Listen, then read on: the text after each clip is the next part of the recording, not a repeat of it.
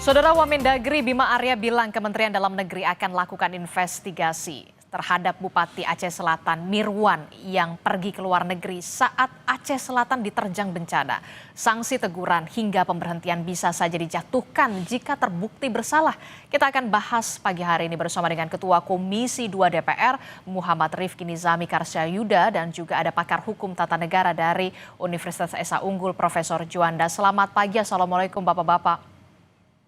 Pagi, Waalaikumsalam, Assalamualaikum. selamat pagi. Ya, ini kan kita juga dikejutkan ya dengan adanya kabar Bupati Aceh Selatan Mirwan yang pergi ke luar negeri tanpa izin bahkan ya dari gubernur dan juga dari Kementerian Dalam Negeri. Saya mau ke dari DPR dulu, Bung Rifki. Bung Rifki, Presiden Prabowo Subianto bahkan memberikan atensi soal pencopotan bisa tidak dicopot. Nah, kalau dari internal Komisi 2, apakah nanti sudah ada pembahasan soal ini bersama dengan Kementerian Dalam Negeri? Jangan sampai kemudian cuma hanya teguran saja. Ya, kemarin kami melakukan konferensi pers bersama dengan seluruh mitra kerja Komisi 2 DPR RI terkait dengan laporan kinerja Komisi 2 DPR RI tahun 2025. Kebetulan dari Kementerian Dalam Negeri hadir Saudara Wakil Menteri Dalam Negeri, Saudara Bima Arya, beserta seluruh perangkat, termasuk dari Inspektorat Jenderal Kementerian Dalam Negeri. Kalau kita lihat ketentuan Undang-Undang Nomor 23 Tahun 2014 tentang pemerintahan daerah, seorang kepala daerah yang pergi atau berangkat ke luar negeri harus mendapatkan izin dari menteri. Kalau dia tidak mendapatkan izin, maka sanksinya jelas, bisa diberhentikan sementara selama 3 bulan. Itu ketentuan undang-undang. Nah, sekarang agar kita memiliki evidensi, melihat ini secara objektif, Inspektorat Jenderal Kementerian Dalam Negeri kita minta untuk melakukan penelitikan terhadap hal ini. Kemarin Bupati Mirwan konon sudah datang ke Indonesia dan hari ini akan menghadap Inspektorat Kementerian Dalam Negeri untuk dilakukan pemeriksaan. Itu satu. Sedangkan terkait dengan pemberhentian tetap, dalam Undang-Undang Nomor 23 Tahun 2014 diatur dengan jelas syarat pemberhentian tetap. Satu, kalau kita kontekskan dengan apa yang dilakukan oleh Bupati Mirwan, dia berpotensi melanggar apa yang kita sebut dengan sejumlah ketentuan peraturan perundang-undangan. Terutama tadi pergi ke luar negeri tanpa izin. Yang kedua, yang bersangkutan juga bisa kita kualifikasikan melakukan pelanggaran etika dan kepantasan publik terkait dengan posisinya sebagai kepala daerah yang mestinya menjadi nahkoda dalam penanganan dan pengendalian bencana yang sangat besar di Aceh Selatan, tapi yang bersangkutan kemudian meninggalkan wilayah dan masyarakatnya dan berbagai macam klausula yang ada. Hanya saja undang-undang mengatur syarat atau prosedur pemberhentian. Prosedurnya harus melalui DPRD setempat. Nah, tapi kan kita sudah melihat partai pengusung, Partai Gerindra sudah memberikan sanksi yang sangat tegas. Pencopotan sebagai ketua DPC, bahkan perintah ketua umum Partai Gerindra yang juga presiden adalah pemberhentian. Saya meyakini fraksi-fraksi yang ada di DPRD Aceh Selatan juga memiliki sense of politik dan sense of humanity terkait hal ini. Karena itu dalam prosesnya ke depan saya meyakini DPRD akan segera bersikap terkait hal tersebut. Cukupkah DPRD? Jawabannya enggak. Karena harus juga nanti dinilai oleh Mahkamah Agung. Saya juga meyakini dengan modal hasil pemeriksaan Inspektorat Jenderal Kementerian Dalam Negeri yang menggunakan evidensi dan kualifikasi hukum yang kuat, maka Mahkamah Agung juga akan terbantu untuk memperkuat dalil terkait dengan usul pencopotan ini. Jadi Komisi 2 DPR RI posisinya adalah terus mengawasi, memastikan bahwa proses ini bisa berjalan, sekaligus ini menjadi alarm bagi para kepala daerah lain yang ada di Indonesia untuk lebih memiliki sense of politik and sense of humanity terkait dengan jabatan yang diembannya. Kalau dari Komisi 2 DPR sendiri begitu ya, yang bermitra dengan Kementerian Dalam Negeri, posisi Komisi 2 tentu saja mengawasi, pengawasan begitu. Tapi kemudian untuk posisi Komisi 2 DPR sendiri, apakah setuju atau memang sepakat bahwa memang pemberhentian secara total atau pemberhentian hanya sementara 3 bulan? Posisi Komisi 2 DPR RI mendukung sepenuhnya seluruh upaya kita menangani persoalan rakyat secara real. Rakyat ini bukan hanya butuh dalam bentuk program dalam bentuk dana, tetapi juga dalam bentuk empati.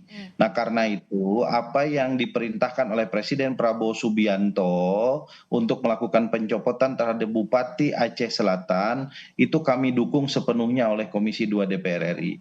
Ini bukan persoalan personal Bupati Mirwan, tapi ini persoalan bagaimana kita membangun empati sebagai sebuah bangsa di Betul. tengah persoalan yang mungkin hari ini bencana, besok akan terjadi hal-hal lain yang membutuhkan empati dan sense of humanity oleh seorang kepala daerah. Oke, seorang kepala daerah kemudian kita lihat melayani rakyat dan memang dipilih oleh rakyat. Seharusnya memang saat ini adalah untuk bisa menangani rakyat juga begitu ya.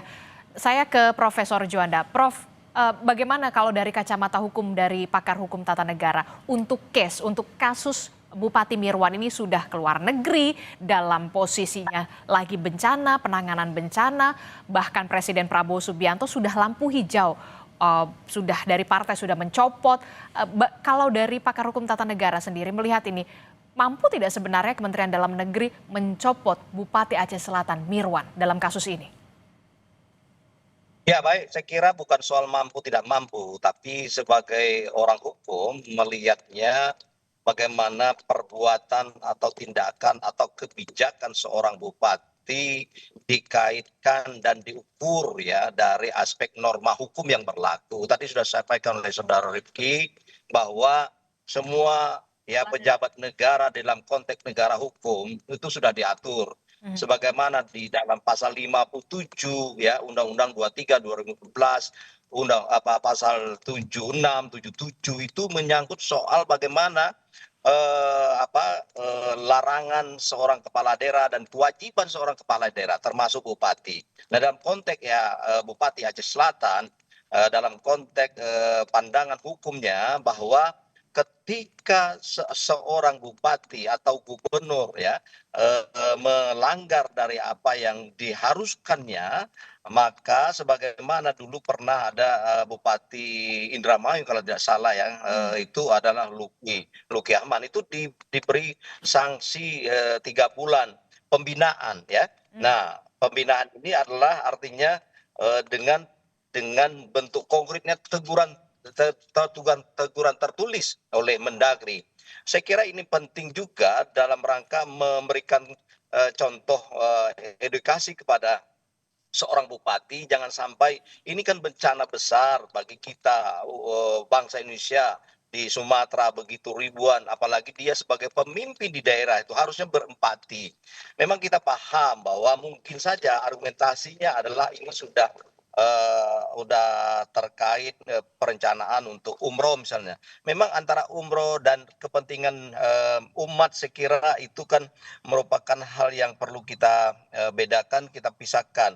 Umroh itu memang ada kaitan dengan soal agama ya untuk beribadah. Tapi ini kan sifatnya pribadi ya umroh itu.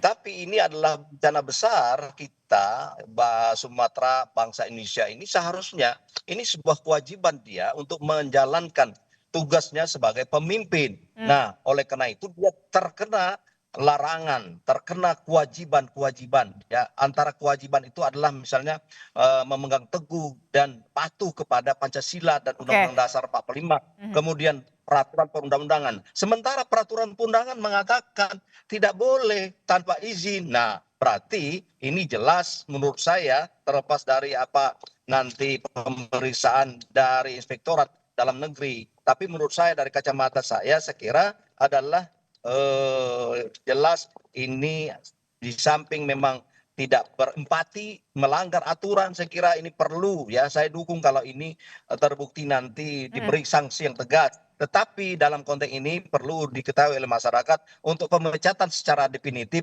saya kira terlalu jauh. Untuk pemecatan secara definitif terlalu jauh. Mengapa demikian Anda bisa mengatakan seperti itu, Prof?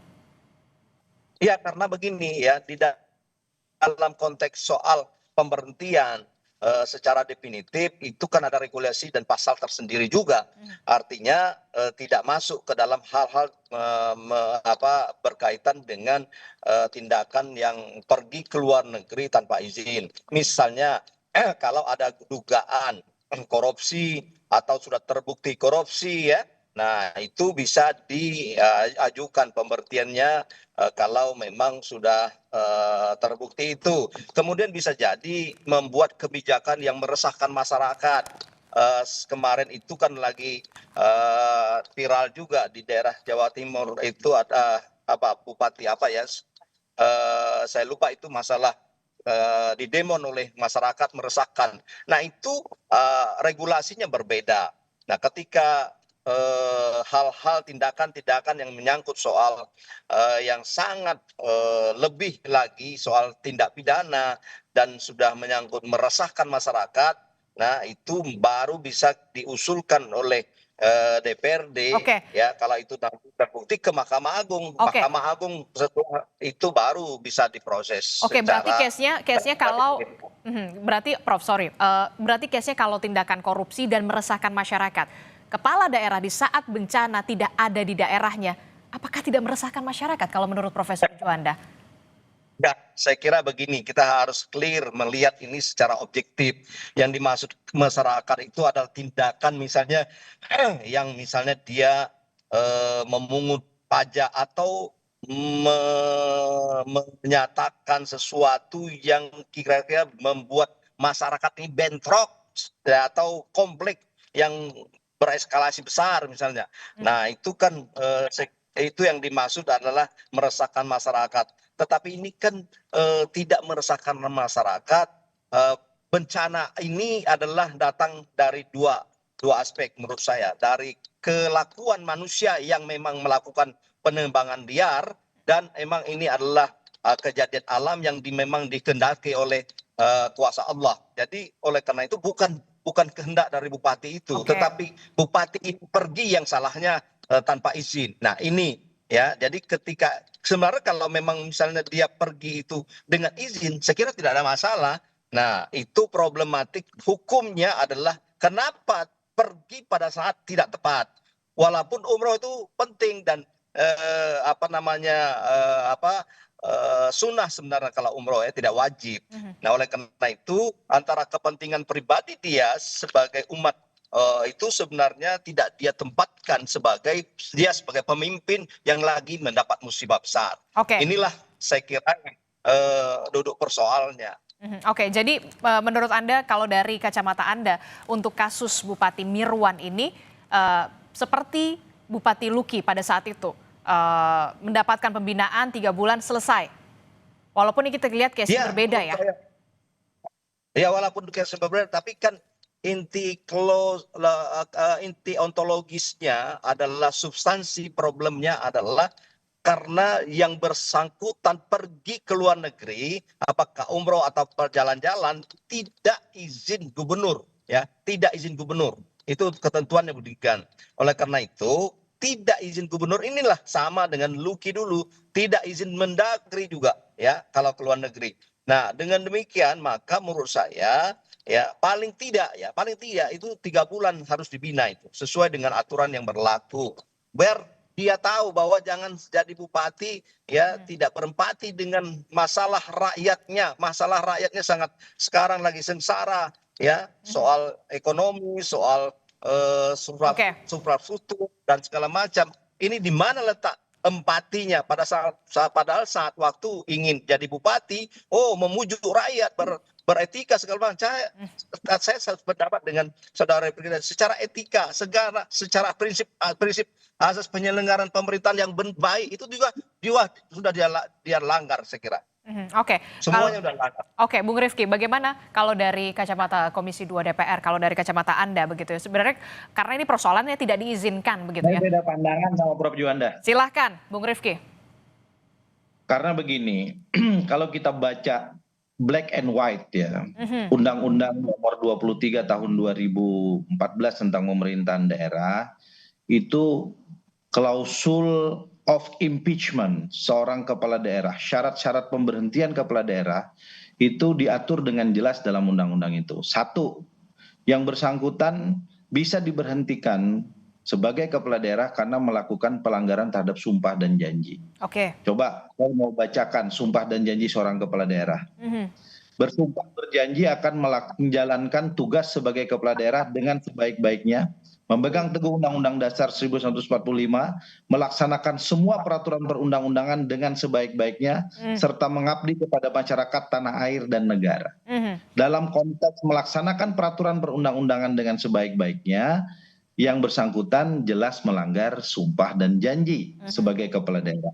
Dalam konteks melakukan pengabdian kepada masyarakat tanah air dan bangsa dalam konteks bencana, ini juga bisa dikualifikasikan sebagai sebuah pelanggaran sumpah dan janji. Ini masuk dalam klausul of impeachment seorang kepala daerah yang bisa diproses oleh DPRD setempat. Yang kedua, yang bersangkutan juga tidak melaksanakan kewajiban kepala daerah di pasal 67 Undang-Undang nomor 23 tahun 2014. Apa itu? Yang bersangkutan lari dalam tanda kutip dari tanggung jawabnya, tidak melaksanakan kewajibannya, yang bersangkutan tidak melakukan koordinasi dengan instansi terkait, ini diatur dalam huruf G pasal 67 undang-undang tersebut, dan yang paling penting yang bersangkutan tidak menjamin tersedianya layanan publik yang penting dalam keadaan darurat, yang merupakan bagian dari good governance dalam pasal 67 huruf E. Sehingga kemudian hal-hal tersebut merupakan kualifikasi dari, sekali lagi, klausula of impeachment yang kemudian bisa dikualifikasikan sebagai syarat pemberhentian seorang kepala daerah. Yang bersangkutan juga bisa dikualifikasikan telah melakukan pelanggaran terhadap larangan dan perbuatan tercela. Ini kan soal etika, code of ethics, yang saya kira memang dalam konteks pemeriksaan dari Irjen Kementerian Dalam Negeri nanti juga akan membantu kawan-kawan di DPRD Aceh Selatan untuk membantu mengkualifikasikan sejumlah perbuatan hukum ini sebagai sebuah pelanggaran hukum. Tetapi sebelum itu saya ingin katakan begini, saya tidak mengenal saudara Mirwan sebagai pribadi. Kalau saya dalam posisi yang bersangkutan dan sebagai sahabat, sebagai sesama politisi, saya mungkin menghimbau kepada saudara Mirwan lebih baik yang bersangkutan mengundurkan diri. Ini jauh lebih elegan untuk kemudian menyelesaikan polemik ini. Sekaligus yang bersangkutan masih memiliki dignity sebagai seorang politisi. Pada sisi yang lain, sebagai tokoh dari masyarakat Aceh Selatan, beliau masih bisa menunjukkan empatinya dengan bekerja tanpa jabatan sekalipun. Dan ini saya kira akan jauh lebih baik bagi masa depan politik yang bersangkutan pada satu sisi, dan di sisi yang lain kita bisa segera mendapatkan kepala daerah definitif di Aceh Selatan yang bisa bekerja dengan penuh kewenangan untuk melaksanakan tugas-tugas kedaruratan yang ada ini.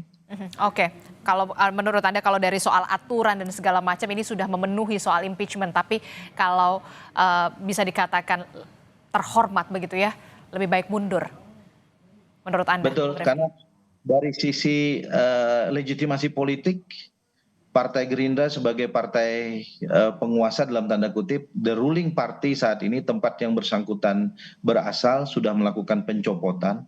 Saya kira itu sanksi politik yang sangat berat bagi seorang politisi, dan karena itu memang harus ada kesadaran dalam konteks ini, memiliki empati politik untuk kemudian mungkin give up dulu, bukan karena yang bersangkutan tidak mampu, tidak memiliki power, tapi justru meletakkan kedewasaan politiknya dalam situasi seperti ini, dan itu saya yakin akan menaruh dan menarik simpati oleh banyak pihak. Oke, kalau saya ke Prof Juanda, kalau dari soal politik, dari empati politik, lebih terhormat mundur saja dari jabatannya dibandingkan jadi polemik seperti ini. Enggak, saya kira begini ya, itu boleh saja, itu adalah sebuah pikiran cemerlang sebagai politisi dari saudara Ricky, mungkin sama-sama politisi ya, mungkin itu lebih terhormat. Saya setuju juga, tapi biasanya karakter dan budaya orang Indonesia siapapun itu jarang saran itu diterima ya, jarang sekali.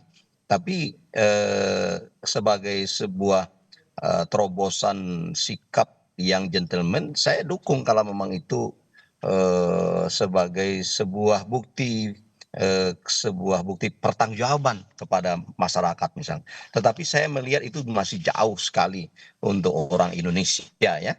Nah, oleh karena itu saya pikir terlepas dari saran itu mundur tidak mundur, bagaimana aturan hukumnya diterapkan. Saya sependapat nanti terlepas sanksi apa, tetapi paling tidak itu pasti diberi sanksi ya. Mau misalnya pencopotan secara definitif atau diberhentikan. Tapi semuanya saya ingatkan kembali, ini merupakan sebuah pembelajaran bagi siapapun ya. Tapi kenapa saya tidak masuk dalam konteks tadi untuk melihat ini diberi sanksi yang definitif, karena argumentasi ya secara profesional yang berkeadilan saya pakai adalah karena mungkin saja jadi antara perencanaan beliau untuk umroh sudah lama, terus ini mungkin tidak bisa, ini saya melihat dari aspeknya Bupati itu ya, dari dia bahwa ini tidak bisa ditunda misalnya, padahal bisa ditunda ya. Nah, tapi argumentasinya karena udah lama misalnya, terus dia untuk beribadah, inilah saya sampaikan tadi, jangan sampai mengambil satu keputusan yang tidak objektif ya. Kita juga harus melihat ini secara objektif, walaupun memang objektif mungkin apa yang kita lakukan ini pasti ada yang pro dan kontra. Oleh karena itu saya melihat ini kalau memang ya DPRD-nya yang berwenang melihat ini secara seksama nanti bahwa ada hal yang lebih besar yang dilanggar oleh Bupati ini, ya itu haknya DPRD. Tetapi saya melihat dari kacamata hukum formilnya ya, itu paling tidak beri sanksi apakah 3 bulan, apa 6 bulan dan seterusnya, supaya mereka dan bupati, kepala daerah yang lain paham bahwa ini saya sebagai bupati seharus berempati, seharus menjalankan tugas. Nah, apa yang disampaikan oleh saudara kita tadi sebenarnya masuk akal, tetapi saya melihat itu masuk akal, tapi dalam konteks keadilan juga kita harus kedepankan.